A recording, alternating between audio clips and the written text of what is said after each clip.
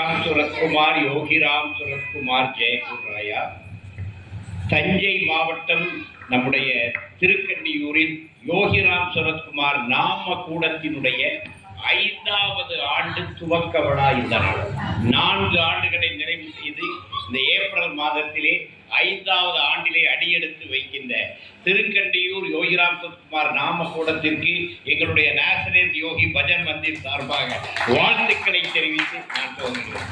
நான் 2015 ஆரம்பிச்சேன், கொஞ்சம் சீனியர், அதனால வாழ்த்தலாம், அந்த வயதும் இருக்கிறது.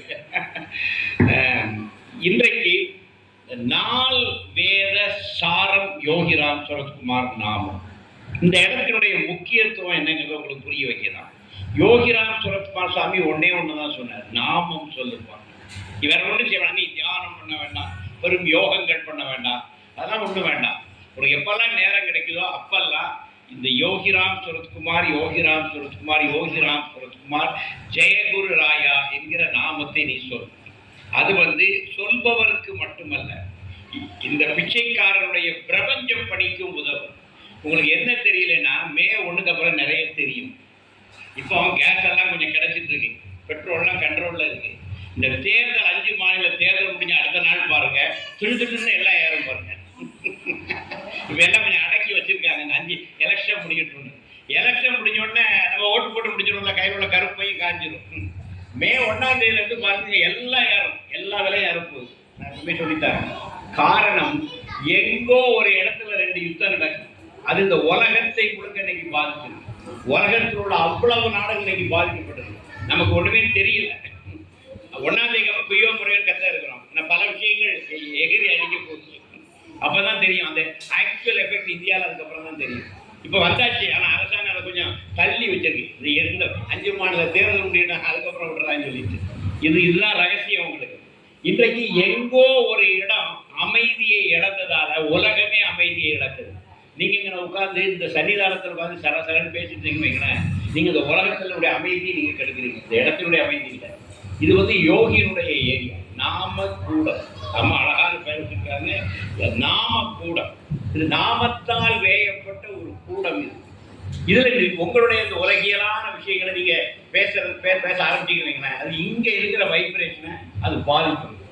இங்க பாதிச்சுன்னா அது உலகத்தை கண்டிப்பா பாதிக்கும். அதனாலதான் நாங்க ஏன் வரோம்னா, இந்த வைப்ரேஷனை இன்னும் கொஞ்சம் வலுப்படுத்துவதற்கு இப்ப 4 வேதங்கள் கேள்விப்பட்டிருப்பீங்க. ரிக், யஜுர், சாமம். அதோட 2 மார்க் கொஸ்டின்ஸ் நீங்க பரீட்சை எழுதி பாஸ் ஆயிருப்பீங்க. இப்ப நான் வரும்போது கூட ரிக் வேதத்தை எடுத்துட்டு வந்தேன். இந்த காரில் வரும் பொழுதே 3:30 மணிக்கு அலாம் வச்சு முடிச்சு 4 மணிக்கு குளிச்சுட்டு வரோம். ஆனால் வரும்போது இவ்வளோ புக்கு எடுக்க காரில் இருக்கு, எடுத்து பாருங்க. ரிக், யஜுர், சாம், அதரோட வேதங்களுடைய இவ்வளோ பெரிய தொகுப்பு. அதை எடுத்து அப்படியே புரட்டிட்டு தான் வாங்க. ஏன்னா பேச வந்தால் வெறுமனை பேசுறாள் இல்லை, ரிக் வேதத்தை படிச்சுட்டு வந்து பேசணும். ஒரு 20-30 ரிக்குகளை படித்தேன். அது என்ன எப்பயே படிச்சதுதான், மீண்டும் நினைவுபடுத்துறதுக்கான எல்லாத்தையுமே படிச்சுட்டு வந்தேன். வேதங்கள் எதுக்காக நமக்கு தெரியுமா? வேதங்களுக்கு இன்னொரு பேரு கர்ம காண்டம். எதுக்காக?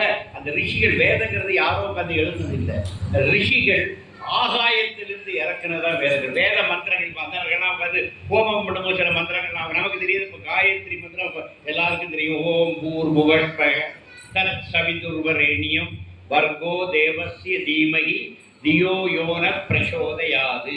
இப்ப எல்லாரும் தெரிஞ்சிச்சு. இதுதான் ரிக்வேதத்தில் இருக்கிற காயத்ரி மந்திரம். சூரிய காயத்ரி, சூரியனை துதிக்கின்ற மந்திரம். அது வேற ஒன்றும் சொல்லலை. எனது எப்படியா இருக்கு? ஓம் பூர் புவஸ்பக. 3 உலகம் இருக்கு, பூர்லோகம், புவர்லோகம், சொர்க்கலோகம். அதாவது பூமி, பாதாளம், மேல தேவலோகம். இந்த 3 உலகம் இருக்கு. இந்த 3 உலகத்துக்கு இதுதான் மந்திரம். ஓம் பூர் புவஸ்பக தத் சவிதுர்வரேணியம். சவிதா, சவிதா சூரியன். இந்த 3 உலகத்துக்கு யாருன்னா சூரியன் தான் ஒளி கொடுத்துருக்கு. சூரியன் 365 நாள் உதித்து அடங்கினால நீயும் நானும் வாழ்ந்துட்டு இருக்கோம். அதாவது உலக எங்கேடு கெட்டு போனாலும் இந்த சூரிய சந்திர இயக்கம் கெடாம இருக்கு. 15 நாளைக்கு ஒருக்க ஒரு வளர்வதை, 15 நாளைக்கு ஒருக்க தேய்வு, ஒரு கோடை காலம், ஒரு குளிர்காலம், இதெல்லாம் வந்துருக்கு. இதை கூட நீங்க மனிதன் கெடுக்கிறான். இன்னைக்கு குளோபல் வார்மிங் வெக்கையெல்லாம் பார்த்தீங்கன்னா 3% தமிழ்நாட்டில் இப்போ கூடி உலகம் முழுக்க வெக்க கூடுது. அதாவது இயற்கையை மனிதன் மீது ஒரு நூற்றாண்டாக போரிட்டு இயற்கையே சேதப்படுத்தியிருக்காங்க மனிதன். நமக்கு தெரியல. நம்ம இப்போ ஒரு நெருப்பு துண்டுக்கு மேல உட்கார்ந்துட்டு இருக்குங்கிறது நமக்கு தெரியல.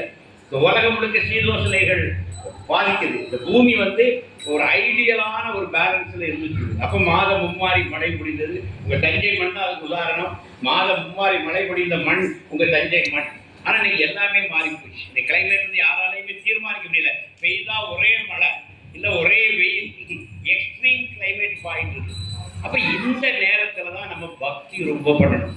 இந்த நேரத்துல நம்ம ரொம்ப மௌனமா இருக்கணும். இந்த நேரத்துல நம்ம இறைவனை வேண்டணும். இந்த நேரத்துல நம்ம இயற்கையை எல்லாம் பிரீதி செய்யணும். இயற்கையை வந்து அமைதிப்படுத்தணும். இயற்கையை நம்முடைய மந்திரங்கள் எல்லாம் எப்படி முடியும் தெரியுமா? ஓம் சாந்தி சாந்தி சாந்தி. நீ எந்த வேத மந்திரத்தை எடுத்தாலும் அது முடிக்கும் போது எப்படி முடியும்னா ஓம் சாந்தி சாந்தி சாந்தி அப்படின்னு சொல்லி ஒரு மௌனத்துல இருக்கும். அப்படிதான் சாந்தி மந்திரங்கள் அப்படிதான் முடியும். இந்த மந்திரங்கள் எல்லாம் எதுக்காக இருந்தது? உங்கள் மனதுக்கு சாந்தியை தருவதற்கு, நீங்கள் வாழ்கின்ற இந்த பூமிக்குள் ஒரு சாந்தியை தருவதற்கு. அப்படி சாந்தி இருந்தால் தான் பஞ்சபூதங்களும் அழகா நமக்கு ஒத்துழைக்கும். மாத மும்மாரி மழை பொழியும். இங்க இருக்கிற இயற்கை வளங்கள் பாதுகாக்கப்படும். உங்களுக்கு ஒரு பழைய அவரவர் செஞ்சுட்டு அடுத்தவங்க வெளியே பார்ப்பாங்க. இதற்காகத்தான் நம்முடைய ரிஷிகள் இந்த வேத மந்திரங்கள் எல்லாம் ஆகாயத்தில் ஒலி வடிவில் வைப்ரேஷனாக இருந்தது. அதை ஞானிகள் தங்களுடைய தவத்தால் அறிந்து தவத்தால் வெளிப்படுத்தினார்கள். காயத்ரி மந்திரத்தை யார் பண்ணா தெரியுமா? ஒரு சத்திரியன். அவர் பேரு விஸ்வாமித்திரர். விஸ்வாமித்திரர் கேள்விப்பட்டிருப்பீங்க. அது தெரிஞ்சுடுங்க. வேத காலத்தில் வாழ்ந்த ஒரு ராஜா விஸ்வாமித்திரன். விஸ்வம்னா என்னது? உலகம். மித்திரன்னா யார்? ஃப்ரெண்ட், நட்பு, உலக நண்பன். விஸ்வாமித்திரனா உலகுக்கே நண்பன். வேத காலத்தில் வாழ்ந்த சத்திரியன். அதே காலத்தில் வாழ்ந்தவர் தான் யாரு? வசிஷ்டர் வாயால் பிரம்ம ரிஷி. வசிஷ்டர் இன்னொரு ரிஷி இருந்தார். அவருக்கு இவருக்கு ஒரு சின்ன போட்டி வந்த காலத்தில். அந்த காலத்தில் போட்டி எதுக்கு பாருங்க. வசிஷ்டர் வந்து அவரை தவம் பண்ணி அவர் தான் காமதேனுங்கிற பசுவெல்லாம் வச்சுக்கிட்டு இருந்தவர். அப்ப விஸ்வாமித்திரன் கேட்கிறான், காமதேனுக்கு ஒரு பசு வச்சிருக்காரு. விஸ்வாமித்திரன் ஒரு ராஜா எல்லாம் முடிச்சுட்டு வேட்டைக்கெல்லாம் போயிட்டு வந்து அந்த காட்டுக்குள்ள பாக்குறான். அந்த இவருடைய குடியில் இருக்குது. அது ரொம்ப களைப்பா இருக்கிறாங்க. ஐயா, நான் என்னுடைய ஆளோட வேட்டைக்கு வந்து 100-200 வீரர்கள் வந்திருக்காங்க, சாப்பிட ஏதாவது இருக்குமான்னு கேட்டான். ஒரு சின்ன குடில் போய் இருக்க சாப்பிடலாம்னு. ஐயா, நாங்க 100 பேர், 100 இல்லை 200 பேர் வந்தாலும் சாப்பாடு போடலாம்னு சொல்றாரு. அப்படி ஒரு காமதேனு பசு தான் ஒரு ப்ராப்ளமே சால்டு. காமிட்ட சொல்லி ஒரு காமதேனு திருக்கட்டி ஒரு ஆர்டர் பண்ணுவோம். ஆர்டர் பண்ணிடுவோம். ஒரு காமதேனு பசு இருக்கு. அந்த பசுல இருந்து எடுக்க வந்துட்டே இருக்காங்க காமதேனு. இவன் பார்க்கிறான் விஸ்வாமித்திரன். அடப்பாவி, அவன் ஒரு குடில், ஒரு சாதாரண ஒரு கௌபீனத்தை உடுத்திட்டு இருக்கக்கூடிய ஆளு வசிஷ்டர். கேட்டா, நான் என் தவத்தினால் இந்த காமதேனு வச்சிருக்கிறேன். இது கேட்டதெல்லாம் அதனால சத்திரி சொல்றான், கரெக்ட். நீ இருக்கிற இடம் என்னுடைய ஆளுகைக்கு உட்பட்ட இடம். அந்த காலத்துல ரூல்ஸ் என்னன்னா, ஒரு ராஜாவுடைய ஆளுகைக்குள்ள எது இருந்தாலும் அது ராஜாவுக்கு சொத்து. அப்ப நான் காமதேனு கிளம்பும்போது சூப்பர் அழகான பத்தி கேட்டதெல்லாம் கொடுத்து அவுத்துட்டு போனா கொண்டு போயிடலாம், நம்ம கோட்டையில கொண்டு கட்டிடுவோம். நம்ம நாட்டில் பஞ்சமே இருக்காது. அவங்க வந்து ஆசைக்காக இப்ப இருக்கிற ஆட்டோட தப்பா நினைக்கிறாங்க. இப்ப இப்படி ஒரு காமதேனு கிடைச்ச கடத்தி வித்துருவாங்க. வெளிநாட்டை கூட நல்ல விலைக்கு வித்துட்டு வந்துருவான்.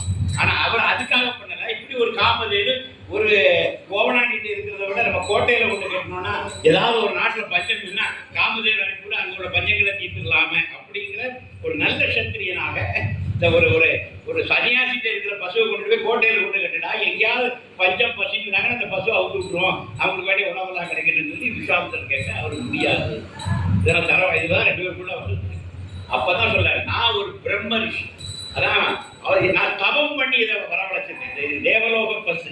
நான் தவம் பண்ணி இங்க கொண்டு வந்திருக்கிறேன். இதை நீ அடையனா நீனும் தவம் பண்ணணும் சொன்னா சத்திரியன் வேக பயங்கரமா வரும். அப்ப நான் நீ தவம் பண்ணி அடைஞ்சுறாரு சொல்லி சவால் விடுறான். நானும் தவம் பண்றேன்.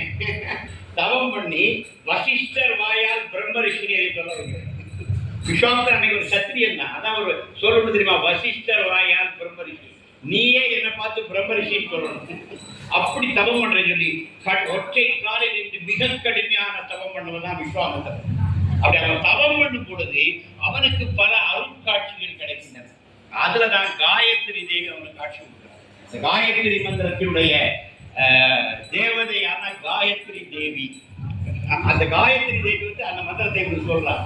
இந்த ஓம் பூர் புவ இன்னைக்கு எல்லா அந்தணர்களும் அவங்க சந்தியா வேளையில இந்த மந்திரத்தை 3 தடவை சொல்லணும். அவங்க இந்த தர்ப்பணங்கள் பண்ணுவாங்க. சந்தியா பூஜை பண்றதுக்கு இந்த சந்தியா வந்தனம், சந்தியைக்கு வந்தனம் சொல்ற 3 சந்தியா வேலை வந்தனம் சொல்ற சந்தியா வந்தனம்.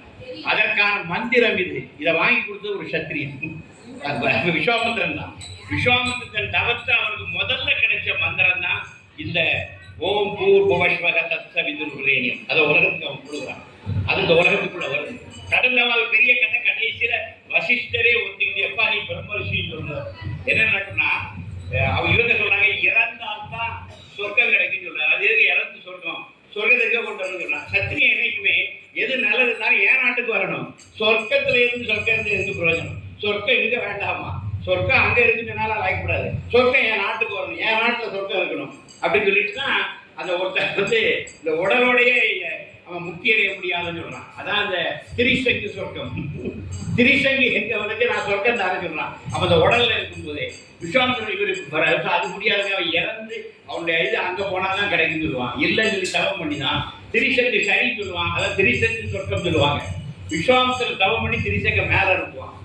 வசிஷ்டர் தவம் பண்ணி அவர் கீழே அனுப்புவார். கடைசியில் அவன் பூமியிலே இல்லாம சொர்க்கத்தில் இல்லாம நடு இதுல இருப்பான். அதான் திரிசங்கு சொர்க்கம் சொல்லுவாங்க.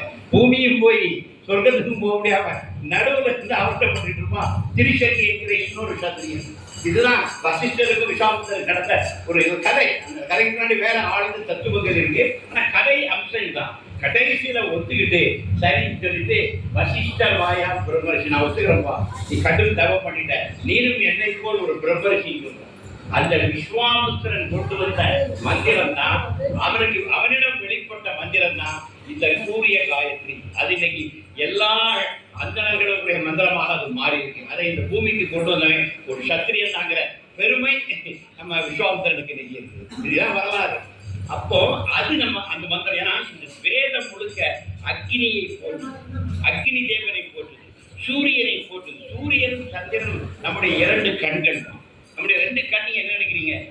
ஒன்று சூரியன், ஒன்று சந்திரன். நம்முடைய நாசியில பாத்தீங்களா? 2 நாசியில காற்று வருதா? நல்லா விரல் வச்சு பாருங்க. 2 நாசியில வராது, ஒரு நாசியில் தான் வரும். ஒன்று இடகலை, ஒன்று பிங்கலை. ஒன்று சூரிய நாடி, ஒன்று சந்திர நாடி. நான் மூச்சு விட்டுட்டே சொல்லிட்டு இருக்கேன். விரல் வச்சு பாரு. ஒரு மூக்குடையா தான் காற்று வரும், இன்னொரு மூக்கு அடைச்சிருக்கும். ஹோரா சாஸ்திரம் மாதிரி 2 மணிக்கு ஒருக்க இடது நாசியோட அப்புறம் வலது நாசிக்கு வரும். நீங்க நல்லா அமைதியா சாந்தமா இருந்தீங்கன்னா 2 நாசியோடையாவும் நீங்க சாத்வீகமா இருந்தீங்கன்னா, அமைதியா இருந்தீங்கன்னா, யோகிராம் சுரத்குமார்னு அப்படியே உட்கார்ந்தீங்கன்னா ஒரு 10 நிமிஷம் உட்காந்து அப்புறம் விரல் வச்சு பாருங்க. உங்க 2 நாசியோடையாவும் சீரான காற்று வரும். அது யாருக்கு வருதோ அவன் 120 வருஷம் ஆயுளோட இருப்பான். நமக்கு என்ன சீர் பாம்பு மாதிரி சீரிக்கிட்டே இருக்கு. அதனாலதான் நம்ம 62 வயசு 63 வயசுல நெஞ்ச பிடிக்கும். நேற்று இருந்தா இன்னைக்கு இல்லைன்னு ஆகிப்போச்சு. காரணம் என்ன கேட்டா, நான் ஒரு ரகசியத்தை சொல்றேன். நம்முடைய ஆயுள் என்பது எப்படி நிர்ணயம் தெரியுமா? ஒரு நாள்ங்கிறது 30,000 மூச்சு. ஆரோக்கியமான மனுஷன் ஒரு நாள்ல 30,000 மூச்சு விடுவாங்க. இது ஒரு கணக்கு இருக்கு. இப்போ உங்களை வந்து நீங்க தாயினுடைய வயிற்றில் கருவாகும் பொழுதே உங்க வயசு எங்க ப்ரோக்ராம் ஆயிருக்கு. இப்போ கம்ப்யூட்டர்ல தெரியும். எல்லாமே ஒரு கம்ப்யூட்டர் எப்படி இயங்கும்? அதுக்கு ஒரு ப்ரோக்ராம் ஃபைல் இருக்கும். அந்த ப்ரோக்ராம் ஃபைல் படி தான் அது இயங்கும். நமக்கு ஒரு ப்ரோக்ராம் ஃபைல் இருக்கு. அதான் பிரம்ம லிபின்னு சொல்லுவாங்க. நம்ம இப்போ மண்டைக்கு பின்னாடி எழுதியிருக்காங்க பிரம்ம லிபி. நம்ம பார்க்க முடியாது, நம்ம பார்க்க முடியாத மாதிரி ஒரு ஃபைல் எழுதி வச்சிருக்காங்க. அது பேர் பிரம்ம லிபி. அதுல ஒரு ஆயுள் நிர்ணயம் ஆயிருக்கு. ஒரு குழந்தை பிறக்கும் போதே இந்த குழந்தை எவ்வளவு ஆயுள் இருக்குங்கிறத எழுதி வச்சிருக்காங்க. அதனால யாராச்சும் செத்து போனா சாமித்தியெல்லாம் கோப்படாங்க. ஏன்னா எத்தனை ஜவாக்கிரமா வந்த மாறியாத்தா கடைசியாக கையை விட்டுட்டு என் புதுசை தூக்கிட்டே பொண்டாட்டியை தூக்கிட்டு, ஏன்னா அவன் வரும்பொழுதே எழுதி விட்டுருக்காங்க. எக்ஸ்பைரி டேட்டை தான் தூக்கிட்டு போயிடுவான். அது மாறியாத்தா இருந்துச்சா முடியாது. அது எக்ஸ்பைரி டேட்டோட தான். ஒரு மாத்திரை செய்யும் போதே அது பின்னாடி என்ன அடிக்கிறோம்? மாத்திரைக்கு பின்னாடி எக்ஸ்பைரி டேட் இருக்குல்ல. உங்க தோசை மாவுக்கு பின்னாடி எக்ஸ்பைரி டேட் இருக்கா? உலகத்தில் உற்பத்தி பண்ற எல்லாத்துக்கும் பின்னாடி டேட் ஆஃப் மேனுஃபேக்சரிங்கும் டேட் ஆஃப் எக்ஸ்பைரி. நம்ம உனக்கு மட்டும் டேட் ஆஃப் எக்ஸ்பைரி இல்லாம இருக்குமா? என்ன நீ பார்க்க முடியாது, பின்னாடி எழுதிருக்கலாம். அதான் மேட்டர். தெரிஞ்சாதான் நீங்க நாளைக்கு போற இன்னைக்கு ஊரோட கடன்லாம் வாங்கி வச்சு போயிருவேன். என்ன கழிவு இருக்குது? நம்ம பணத்தை காலி பண்ணிடுவாங்க. ஆய்வு தெரிஞ்சுட்டு வையன், நேர கனியாரத்தில் பார்த்து ஒரு 10 லட்சம் தாக்கா நாளைக்கு காலி சொல்லிட்டு போயிருவாங்க. நம்ம மாட்டேன். அது டேட் ஆஃப் அந்த எக்ஸ்பைரி டேட் தெரியாதனால நம்ம தொழில் பண்ணிட்டு இருக்கோம். எக்ஸ்பைரி டேட் தெரிஞ்சுட்டு வைங்க. அவ்வளோ வைக்கணும். நம்மளை கணக்காக வாங்கிட்டு அவன் போயிடுவான். வாங்கி சந்தோஷமா ஜாலியாக இருந்துட்டு போயிடுவான். இந்த டேட் ஆஃப் எக்ஸ்பைரி தெரியாதனால தான் வண்டி ஓடிட்டு இருக்கு இன்னைக்கு வர. இது ஒரு தேவ ரகசியம். ஒரு குழந்தை கருத்தரிக்கும் போதே ஆயுள் நிர்ணயம் ஆயிடுது. அதனால யாரும் இறந்ததுக்காக யாரும் வருத்தப்பட பண்ணாதீங்க, யாரையும் சண்டை போடாதீங்க. அந்த குழந்தை பிறக்கும் போதே அது என்னைக்கு விடைபெறணுங்கிறது எளிதாக இறைவன் தான் இருக்கிறான். நம்முடைய வாழ்க்கை ஏற்கனவே தீர்மானிக்கப்பட்ட ஒன்று. பலசனைங்க உங்களுக்கு வர்ற நோய் ஒரே ஒரு விஷயம் நான் சொல்றேன். 2000 எங்க 2 பேருக்கு ஒரு ஆக்சிடென்ட் ஆச்சு. கரெக்டா ஒரு வருஷத்துக்கு முன்னாடி 1999 பகவான் யோகிநாத் என்னை கூப்பிடுறாரு. என்னை கூப்பிட்டு எனக்கு இப்போ பார்த்து பேசுறாரு. பேசோட கவிஞர் பெருமாள் ராசு தெரியுமா? தெரியும். அவர் இந்த கவிதை எழுதியிருக்கிறாரு. அவரோட கவிதை நூற்று பேர சொல்றேன். He met with an accident. Now 1 month before his wife met with an accident. ஒரு மாதத்துக்கு முன்னாடி அந்த கவிஞருடைய ஒய்ஃப் விபத்துக்குள்ளானாங்க. இப்ப அவரு விபத்துக்குள்ளாயிருக்கிறாரு. விசிறிஷங்க you know nowadays accidents are very common. இந்த காலகட்டத்தில் நிறைய விபத்துகள் நடக்குது. என்னுடைய யோகிநாத் குமார் பிரம்ம வித்யாலாம் என்கிட்ட பேசல, விபத்துகள் பத்தி பேசினாரு. எனக்கு ஒண்ணுமே புரியல. எதுக்குடா சாமி நம்மளை உட்கார வச்சு விபத்துகள் பத்தி பேசினாரு. அப்ப நாங்க ஒரு கர்நாடகா டூர் போறோம். எனக்கு பயம் வந்துட்டு இந்த டூர்ல ஏதோ நடக்க போகுதுன்னு சொல்லி ஒரு 2 நாள் நைட் 5 நாள் டூர் 2 நாள் நைட் தூக்கம் ஓடும். நான் தூங்கவே இல்லை. டிரைவருக்கு பக்கத்துல பேரண்ட் உட்காந்துருக்காரு. சூடா இருந்து ஒரு மெத்தையை பட்டி போட்டு அதுக்கு மேல உட்காந்து டிரைவருக்கு அப்பப்போ டீ வாங்கி கொடுத்து சாமி சொல்லியிருக்காரு. நம்மளே ஆக்சிடென்ட் ஆர் வெரி காமன் சொல்லி 2 நாள் தூங்காம டிரைவர் கூடயே நான் வந்து நாகர்கோவில் கொண்டு அந்த காரை இறக்கிறது கூட உயிரை கையில் பிடிச்சிருந்தேன். சாமி தேங்க்ஸ், நான் நல்லா முடிச்சிருந்து விபத்து எதுவும் வராம டிரைவரை காப்பாற்றுன்னு சொன்னேன். ஆனா சாமி சொன்னது எனக்கு ஆபத்துங்கிறது எனக்கு தெரியல. கரெக்டா ஒரு வருஷம் அதே டேட் நாணயங்களும் அலுவலகத்திலிருந்து திறங்கும் போதுங்கிறவங்க என் தலைவர் ஒரு 18 தையல் காலத்துல 2000 நான் போயிட்டு இருக்க வேண்டிய எங்க ஹாஸ்பிட்டல் அட்மிட் பண்ணாங்க. 24 hours கழிஞ்சாதான் எனக்கு ஹெட் இன்ஜுரி 24 மணி நேரம் கிடக்கணும். சிடி ஸ்கேன்லாம் ரொம்ப ரேர். சிடி ஸ்கேன் பார்த்து 24 hours கழிஞ்சா நோ கேரண்டி விட்டாங்க. இந்த மெசேஜ் வந்து யோகிக்கு போகுது, திருவண்ணாமலைக்கு போகும். Sushri Shankar and Chellammal met with an critical accident அப்படின்னு எல்லாம் சொல்றாங்க. நோ, both of them will successfully come out of the accident. Tell அப்படின்னு சொல்லி சுவாமி அங்கே ரிப்ளை கொடுக்குறாங்க. இருவரும் வெற்றிகரமாக இந்த விபத்தில் இருந்து வெளியே வருவார்கள். அதுதான் குருநாதர். நம்முடைய விதி என்னது? நான் விபத்துக்குள்ளாகணும். அப்புறம் நான் யாரெல்லாம் எனக்கு கையோ காலோ ஊரமாகும் இந்த விபத்துல. என் குருநாதன் தன்னுடைய கருணையினால விபத்தையும் கொடுத்து விபத்திலிருந்து வெற்றிகரமாக வெளிப்படுத்தி வாழ்க்கைங்கிறது ஏற்கனவே தீர்மானிக்கப்படுது. நம்ம வாழ்க்கையில் வர நோயினுடைய செங்குடி கவலைப்படாது. முதுகுவலினா முதல்ல முடிவுன்னு தான் இருக்காரு. என்ன இடுப்பு வலி, முதுகுவலி, அம்மாவுக்கு முட்டு வலி, உனக்கு முதுகு வலி, சிலாளுக்கு கழுத்து வலி, சிலாளுக்கு திருகு வலி, இதெல்லாம் அப்பப்பட்ட வந்து போகும். இதெல்லாம் சேர்ந்து அவன் வாழ்க்கைக்கு ஒரு பேக்கேஜ். இந்த பேக்கேஜ் கொடுத்து எல்லாம் சேர்த்தா கொடுப்பாங்க. கொஞ்சம் சந்தோஷம், கொஞ்சம் சங்கடம், கொஞ்சம் திண்டாட்டம், கொஞ்சம் ஓவர்ஃப்ளோ, இதெல்லாம் சேர்த்தா ஒரு பேக்கேஜாக தான் கொடுப்பாங்க. நீங்கள் இந்த நல்லதை மட்டும் எடுத்து இந்த கெட்டதெல்லாம் சொல்லக்கூடாது. ரெண்டு சேர்த்து தான் பேக்கேஜ். இப்போ மனிதன் ஜென்மம் எடுக்கும் போதே இன்பம் துன்பம் ரெண்டும் கலந்த ஒரு வாழ்க்கையில பேக்கேஜாக தரப்பட்டது. அதை நம்ம புரிஞ்சுக்கணும். அப்போ இத்தனாயிரம் மூச்சு இருந்தால் தான் இப்போ இயற்கை எப்படி எழுது? இவன் இத்தனை கோடி மூச்சு விட்டோன்னு நின்றுவான். அதான் அந்த மூச்சு கணக்கில் தான் நம்முடைய ஆய்வு இருக்கு. நீங்க கோவப்படும் போது பாருங்க, வேகமா மூச்சு போகும். கோவத்துக்கு சண்டை போட்டு பாருங்க, மூச்சு பாம்பு மாதிரி இறைக்கும். அப்ப அர்த்தம் என்ன?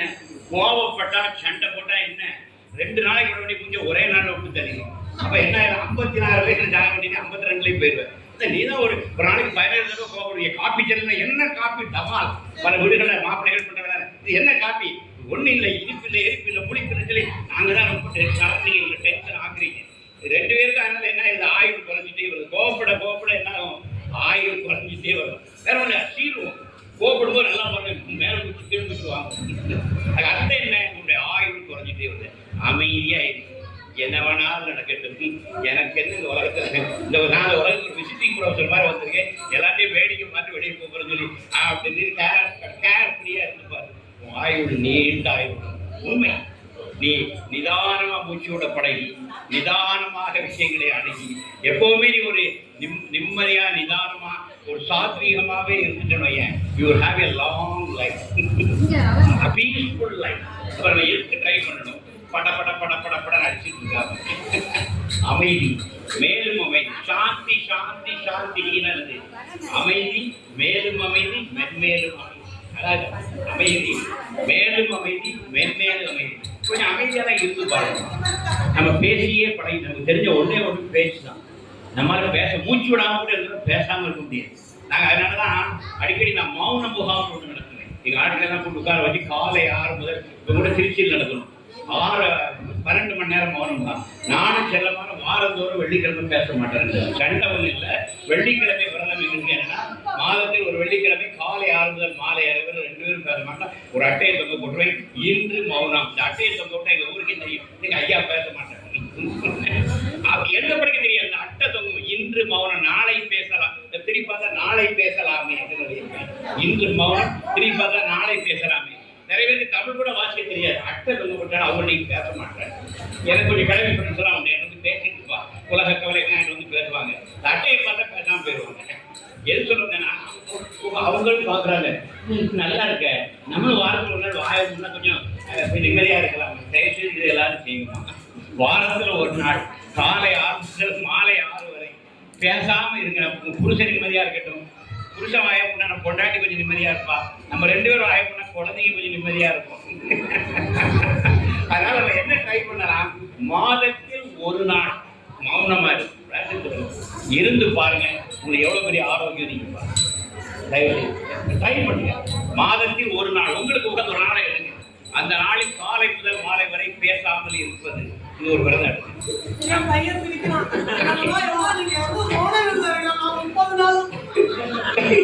இந்திராக்கு வயிறே வெடிச்சிடும். ஆனா ஒண்ணு, நீங்க இருந்து பழக ஆரம்பிச்சீங்கன்னா அதுக்கப்புறம் உங்களுக்கு அது உங்களை பிடிச்சிடும்.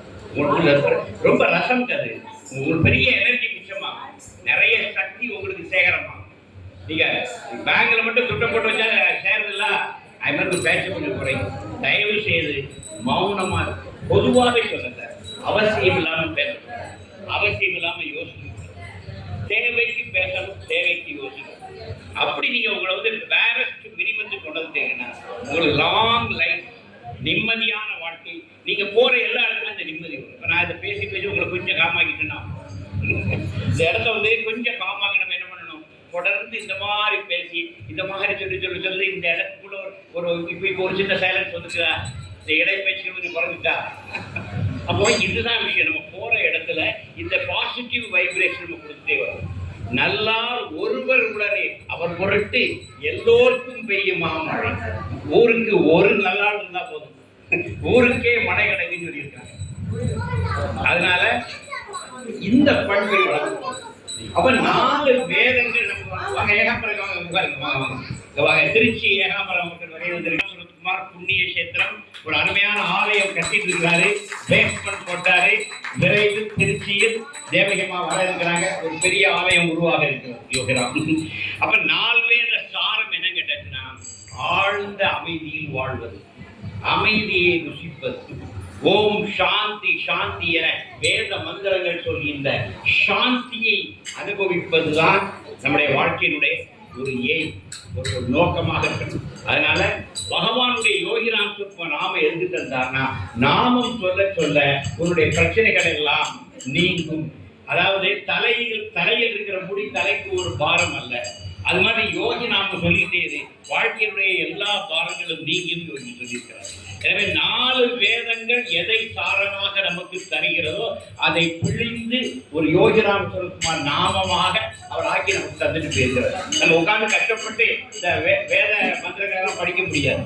குறைந்தபட்சம் என்ன சொல்லலாம், டெய்லி யோகிராம் சுரத்குமார், யோகிராம் சுரத்குமார், யோகிராம் சுரத்குமார், ஜெய குரு ராயா. நான் திரும்ப சொல்லியிருக்கேன், 3 முறை சொன்னால் அது என்ன தரும் உங்களுக்கு, ஜெய குரு ராயா. ஜெயத்தை